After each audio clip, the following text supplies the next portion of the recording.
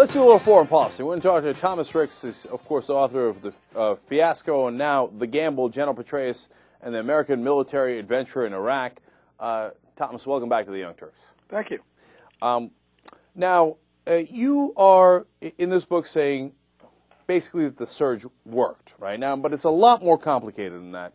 First, tell us... Well, I'm not really saying it worked. I'm saying the surge improved security. Okay, that's... It beat the hell out of the alternative, which was a bloody civil war. But the surge did not achieve its stated goal of leading to a political breakthrough, which is why we are where we are in Iraq now. Okay, that is much more accurate. Thank you for clarifying that. And now, first, let's talk about why it did achieve security. Okay, some of the security goals that we had. Not all, but some. What did they do right? Was it the troops or was it something else? I think fundamentally it was a new American attitude. I was actually in a meeting with a bunch of U.S. military officers and Iraqis last week looking at the issue of exactly that question, what was different. And you know what the Iraqis said? They said, you finally started listening to us. Finally, we had American generals, you'd sit down and you'd talk to them, and at the end they didn't just say, that's great, now here's what you're going to do. They'd actually say, okay, given what you've said, how do we do what we want to do here? There were several things going on in Iraq at the same time. Ethnic cleansing of Baghdad was pretty much completed. You had a civil war going on. You had an American commander coming in determined to do things differently. They put in more troops, more American troops, and more importantly, they put the American troops out on the streets, have them talking to people. They created 75 little outposts in Baghdad alone so that American troops would be closer to the people and so better able to protect them. You know, those are all, I'm sure, incredibly relevant, and I've talked about those in the past on the show. I think probably the biggest thing they did was to simply buy off the Sunni insurgents. Oh, yeah, I should have mentioned that. That's absolutely one of the very biggest things. 100,000 Sunni insurgents put on the American payroll to the tune of $30 million a month. Sounds like a lot of money, but it's not really. It's what George Steinbrenner would pay for a mediocre second baseman. It's true enough. No, I think it was money very well spent. You know, I want to talk about Iraq and what's coming up next there. Obviously, it touches on policy implications for Afghanistan as well. A lot of the same team, obviously led by Petraeus, trying a similar approach in Afghanistan. Can I ask you, what's your sense of whether a similar strategy can work in Afghanistan? I think it can, but it's not really the recipe book because these solutions really are local solutions. But it's the attitude. It's going to the locals and saying, look, you know, how can we improve your security? How can we protect you? What essential services do you really need right now? How can we help you with that? It's listening to the locals. If you listen to the locals again and again, if you give them police who are not abusive, then you can start knitting that together and maybe get a national turnaround. I got to say, though, I'm more optimistic about Afghanistan than I am about Iraq. That's really interesting. Why? We're a long way from the end in Iraq. As a friend of mine in Baghdad used to say, just because the Americans walk out of the movie doesn't mean the movie's over. Well, I'm sure that's true. We have touched off a fuse there that's going to cost a lot more blood and time, and I think American lives.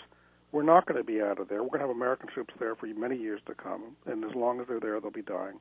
There's still a significant chance of a civil war in Iraq, and there's a chance that if there is a civil war, it'll spread and become a regional war. By contrast, in Afghanistan, I think we have a real ace in the hole, which is that Afghans have lived under Islamic extremist rule, under the Taliban rule, and most of them really didn't like it. All they want from us is a government that's not Islamic extremist, that is not abusive, and is not ferociously corrupt. The hurdle's pretty low. The sad thing is we haven't even been able to meet that low hurdle. Yeah, you know, Tom, you spent a lot of time there, and I'm amazed by some of this stuff. I actually used to live in Afghanistan when I was a kid. You're speaking to one of the few living members of the Afghan Ski Patrol. That's funny. I didn't know that. Yeah. By the way, of course, we're talking to Tom Ricks. He now writes a blog called The Best Defense for Foreign Policy magazine, and he's the author of Fiasco and now the new book, The Gamble. So, Tom, you know... I'm also an XM Sirius subscriber, by the way. Oh, is that right? Okay. Yeah, my wife just keeps it on nonstop in our living room, so I feel like you guys live in our living room. Okay, God bless. I like that.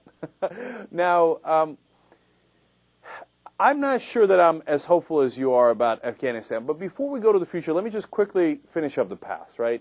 Why? When I see that we've been doing this wrong in Afghanistan for 7 years, I think how obvious is it that if you're going to get the people of Afghanistan to work with you, of course you have to reach out to them, you have to try to protect them, you have to listen to them, etc. How could all of our generals and the best armed forces the world has ever seen not realize such an obvious thing? Well, part of the answer is in the way you pose that question. The U.S. military used to walk around saying, we're the best armed services the world's ever seen, so how could we be wrong? And I saw a lot of that in Iraq, a lot of hubris. It was only when the Americans took on a little humility in Iraq that they began to do things better, become more effective, at least in providing security. But I want to put a real asterisk on that. None of the strategic goals laid forth for the surge were achieved. All the basic political questions that vexed Iraq before the surge and led to civil war are still there. And all of them could lead to violence again, of the sort you saw yesterday, where the house I used to live in Iraq when I was there on my last 10 trips basically had all its windows blown out by the bombings of the hotels. Some of my friends were injured. All right, one last question about the past then before we go into the problems that are going to come. But in your question of what happened in Afghanistan is even worse. In Afghanistan, we took our eye off the ball. I think Afghanistan was a necessary war, a necessary response to the 9/11 attacks. You had to go in and get rid of a government that had sponsored and helped al-Qaeda. But then we took our eye off the ball and we did Iraq, which was an unnecessary war of choice, launched preemptively on false premises. You don't get a much worse situation than that. And because we did Iraq, we didn't do Afghanistan right. And for 6 or 7 years, Afghanistan was a victim of real inattention and insufficient forces. The more we look back at the Bush administration, the more you want to pull your hair out. It is a gift that just keeps on giving. I don't think people recognize just what a disaster George Bush was. And I think it's been another 20 years of paying in blood and treasure for his mistakes. So along those lines, the final question on the past in Iraq is, I read you talking about the generals and how they weren't doing things right until Odierno changed his views and Petraeus came in a little later, etc. But we also know how badly Rumsfeld bungled it. But here's the part I never understood. Rumsfeld and those generals would always clash. So how could they both be wrong and both disagree? I mean, did they want to go on two different wrong tracks? I never knew whose fault that was in that sense. Both sides. I think Rumsfeld didn't listen to people, and the military didn't really give him their honest opinion. The honest opinion of the generals going into Iraq was this mission is crazy. You told us to go in and change Iraq into a beacon of democracy that will transform the Middle East, drain the swamp of terror. You've given us a mission to change the world's oldest culture through the barrel of a gun. That's an insane mission. But they never said that. They simply kind of redefined the mission. Really, the generals shirked the mission. It's a military term, shirking the mission. It means shrugging it off and not doing what you've been told to do without saying so. They said, no, well, homie don't do revolutionary operations.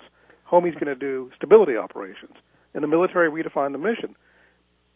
They were given an order by the Bush administration, the legal authority, to go change Iraq. But instead of saying, you guys are crazy, they kind of said, well, we'll go do something in Iraq. And that really was the beginning of the disaster, when you had the generals in the Bush administration ignoring each other and going off and doing their own thing in the same country. So basically, we're going to pass our time here and try to stabilize things the best we can, but ignore this crazy thing that is undoable anyway. Exactly. Right. So then that leads to Petraeus, who's not necessarily going to drain the swamp either and, bring a flowering democracy in the Middle East, but you know what, at least he's going to do some things that are sensible and give it an effort, right? And at least tamp it down. Really, I think what they probably were trying to do was open a window to give Iraq a chance, knowing that sooner or later the American people would say, look, forget it, we're out of here. Right. Now, I'm not a huge fan of Petraeus. I think what he did in Iraq was smart, and I like how he went after the Sunni got the Sunni insurgents on our side, et cetera, et cetera. I got other issues with him, but, you got to give him credit for that. But the most important thing is what you mentioned here, Tom, which is, in the end, while things might be a lot more stable than they used to be, when we start to withdraw and they haven't resolved any of their issues, well, what's going to happen? I mean, so tell us the issues that have not been resolved and what you think that'll lead to. I keep on being haunted by a sentence that Ambassador Ryan Crocker, who was the top U.S. diplomat in Iraq while Petraeus was the top general there, a sentence that he said to me twice: the events for which the Iraq War will be remembered have not yet happened. Think of that. The way we think about this war has not yet been formed. We're all thinking it's over. People here are mistakenly thinking it's over. Crocker said no. Crocker is one of our most experienced diplomats in the Middle East. He said it's down the road from now. So what happens down the road? Well, unfortunately, the Iraqis postponed the election scheduled for January this month to March. The Americans have planned to really start bringing down the troop numbers that same month, March. What they wanted was have the elections in January, have enough troops around, because Obama has kept pretty much the same number of troops that Bush had most of the time, over 100,000. Then bring them down really quickly beginning in March. Well, now we're in a situation where they'll hold the elections, and that'll be the beginning of a very contentious, hot time in Iraq, and we're going to be bringing out a lot of troops at the same time. That's a very messy setup. 10,000 troops a month for 6 months is the plan to leave Iraq. Well, two things about that. Number one, we see the bombings beginning in Iraq again. You alluded to one earlier. And we're talking to Tom Ricks. He wrote the book, The Gamble, General Petraeus and the American Military Adventure in Iraq. He wrote Fiasco earlier and writes the blog, The Best Defense for Foreign Policy magazine.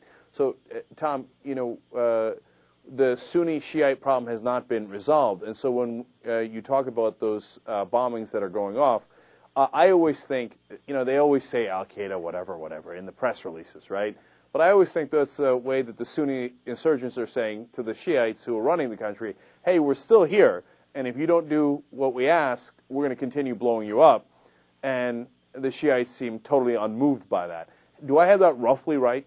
Roughly. I mean, I think there are certain bombings that are clearly Al-Qaeda. They love simultaneity in bombings, hitting several targets simultaneously, whether 9/11 or the bombings of the U.S. embassies in East Africa or the bombings of the 3 hotels in Baghdad yesterday. But, yeah, there's a sympathy between a lot of Sunnis and Al-Qaeda, especially when Al-Qaeda is able to portray itself as somehow the defender of Sunni interest. So I'm afraid that we're going to start to withdraw troops, and those problems that never got resolved, Kirkuk, and then the Sunni-Shiite problems, among others. And oil revenue. And oil revenue, which is the most important, right? That's related to Kirkuk in some ways. Kirkuk's a small part of that, or maybe a large part of that. So when those start to blow up, unfortunately, the media in America is going to say, oh, you see that? Troops is the answer to everything. We started taking out troops, and that's why Iraq blew up. I'm afraid about that. That's going to be the conclusion that they're going to draw. Do you have similar concerns? I don't, but I think Americans are pretty sick right now of U.S. military interventions. I'll tell you my big concern. I'm probably more conservative than you on this. My worry is there is actually a reason you might conceive of for preemptive war. For example, if you had solid intelligence that North Korea was going crazy with nukes and giving them to terrorists. Well, there is actually a but doctrine the Bush of administration preemption, and that fits within it. I'm sorry? There is actually a doctrine of preemption, and that fits within it. If you think there's an imminent danger, that's but I think the Bush administration has so peed in the pool on this that nobody's ever going to want to go into preemption again, even if there were solid evidence. I mean, I can't tell you how many different ways the Bush administration screwed up the world by invading Iraq the way it did. On that, we heartily agree. All right, so Tom, in the end, you're seeing a lot more problems for Iraq, and when those problems hit, I'm afraid you're saying that Obama's going to need to keep more troops there. Is that right? Yeah, I do think troops are not the answer to everything, but they are the answer in some ways to violence in the streets if you can prevent it. And what the key ingredient in stopping the civil war in Iraq in 2006 was more American troops used differently and more wisely. So all those questions are still there in Iraq right now. The only thing changing in the equation is the American troops are leaving. That is, and American political influence is also declining. And so the only ingredient, the only thing that stopped the Civil War 3 years ago is leaving. What does that tell you?